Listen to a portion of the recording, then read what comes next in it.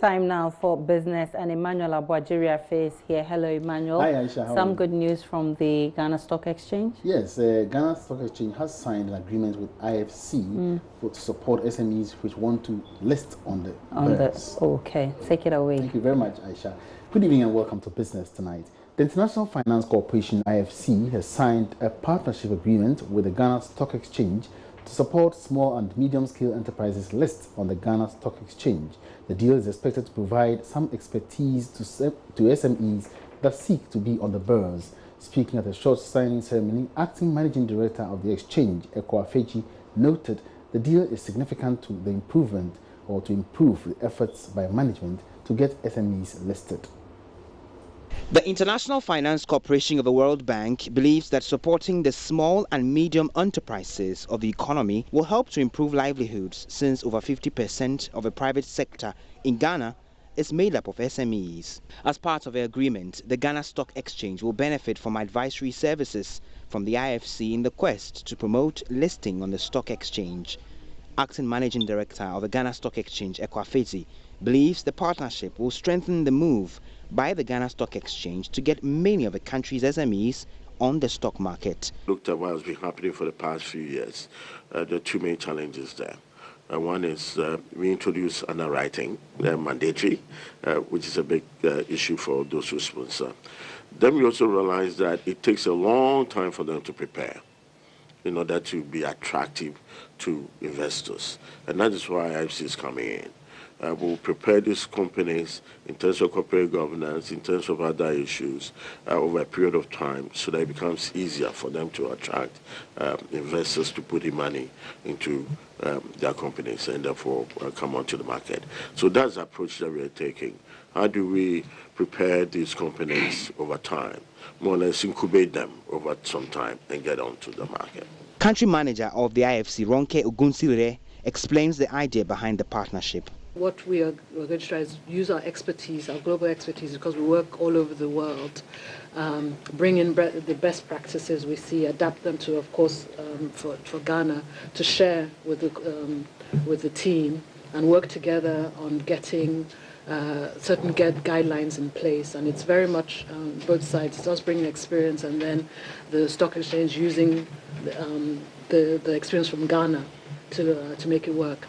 The other thing that we're doing too, and that is to raise corporate governance standards, continue to raise them. And that's, it's actually, well, I'll leave the details to Maurice to talk about, but the other general thing is getting a group of SMEs. As we mentioned, SMEs are extremely important in our economy. It makes up probably about 80 to 90% of the private sector. This is part of initiatives by the IFC to help SMEs to expand to other parts of the African continent. Ebenezer Sabutis reports for Joy Business. Now, Enterprise Group is seeking to introduce a scheme under which the company will share information of its customers across all its subsidiaries. Group Chief Executive Kelly Gajepo says management is currently courting consent of its clients to concretize a move meant to offer them risk mitigating products. He was speaking at a cocktail event in Kumasi. Mr. Gajepo explains such information will be restricted only to internal systems, for which he pleads for cooperation from clients.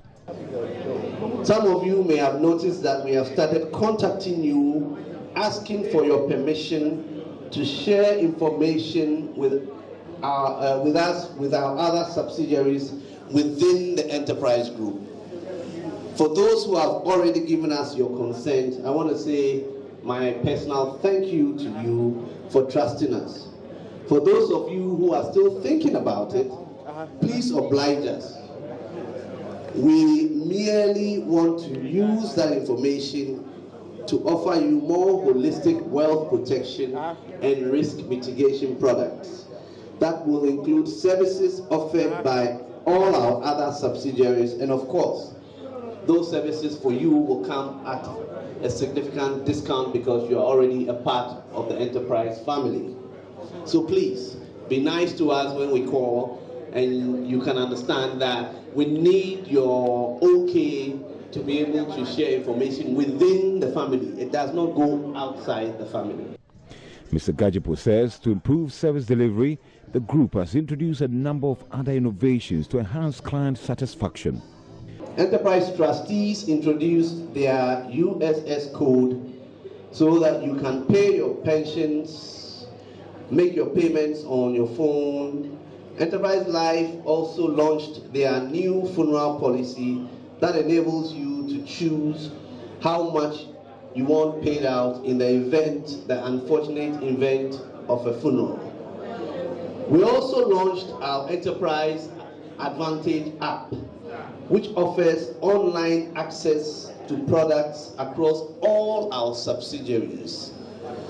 And these are just a few of the many innovations we have introduced this year, and all of them are designed to improve our service delivery to you. The meeting brought together corporate executives and clients to share ideas for the way forward.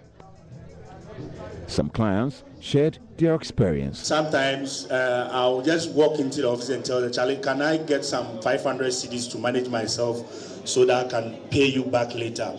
So that service is really helping some of us who are virtually almost hot in the middle of the month. For the 4 years experience, it has been good, it has been better, and we wish that you take us to the best experience. Reporting for Joy Business, Kwesi Deborah. Now, CEO of MTN Ghana, Selon Adadivo, has downplayed concerns of universal banks that mobile money services are gradually taking over some functions of the traditional banks. Mr. Adadivo says, contrary to these assertions, mobile money has rather mobilized significant funds for the banking sector as well as play complementary roles for some financial institutions. He was speaking in an interview at the climax of MTN's Momo at 10 celebrations in Accra. Mobile money service, also known as Momo, began 10 years ago when the telecom giants ventured into the area of using the mobile phone as a tool to undertake financial transactions. With less than 100,000 subscribers after its launch, Momo currently has a registered subscriber base of 14 million after the 10-year period. The rapid rate of transformation has raised some concerns, with MTN transcending the roles of traditional banks. CEO of MTN, Saloma Dadevo, however, debunks this assertion. We actually see mobile money as a complementary service to traditional banking. Today you can transfer money from your bank account into your mobile money wallet, but also all the services we offer like insurance, loans are all backed by banks. So we're actually helping the banks to move from solely traditional banking into new age banking using our platform as the interface. However, all the funds continue to sit with the bank, and we provide a lot of opportunity to banks that are seeking to be more modern and to be more digital, using our platform to accelerate and serve the customers in this way. Some key stakeholders, including pioneering staff, distributors, regulators, partner banks, merchants, agents and customers were recognized for their immense support over the past decade. Deputy Communications Minister George Anda and former CEO of MTN, Ebenezer Asante, were also honored. General Manager of Mobile Money Limited of MTN Ghana, Elihini, outlined the future of MTN's mobile money. Branchless banking guidelines, that was what you started with. Then along the way, we came with the electronic money issuers guidelines. Today, we have the Payment System and Services Act. It tells you that the regulatory environment itself is evolving.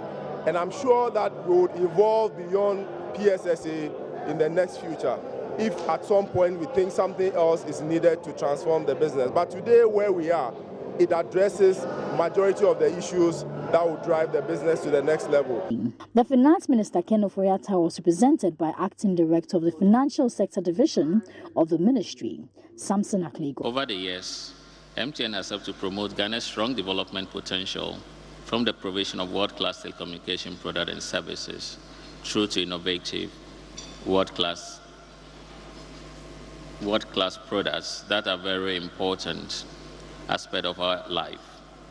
The introduction of mobile money operations in Ghana in 2019 by MTN brought a lot of Ghanaians into financial services and really bridged the gap between the financially included and excluded. MTN Momo has partnered several organizations to roll out key social empowerment projects over the decade, including helping digitize the agricultural value chain. And that's business in this first segment. I'll bring some more business later after 8.